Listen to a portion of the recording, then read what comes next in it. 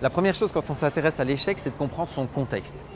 On est tous concernés. Ça veut dire qu'à un moment, on s'est tous dit qu'on avait foiré quelque chose dans la vie, ça pouvait être un dossier professionnel ou un projet personnel. On est tous concernés. Et donc l'échec, ça nous transforme, ça laisse des traces. Il y a un avant et un après et parfois, oui, ça laisse quelques cicatrices. Dans l'analyse que j'ai pu faire de personnalités qui sont confrontées à l'échec, ou d'entrepreneurs que je côtoie, ou même sur base de mon histoire personnelle, j'ai pu remarquer qu'il y avait deux grandes configurations psychologiques. Il y a les gens pour qui l'échec est une sorte de spirale négative qui les entraîne inexorablement vers le bas.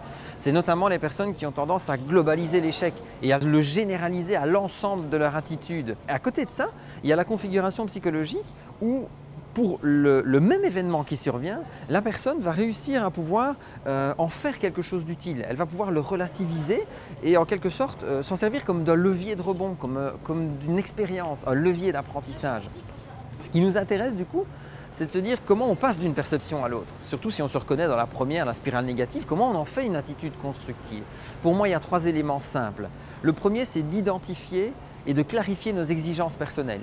Ça peut paraître bizarre, mais en même temps, c'est en définissant nos limites qu'on va pouvoir nous y confronter et potentiellement les dépasser. Deux, la manière dont on peut rebondir, c'est de prendre appui sur nos ressources, à savoir mobiliser nos points forts plutôt que de chercher systématiquement à regarder nos faiblesses.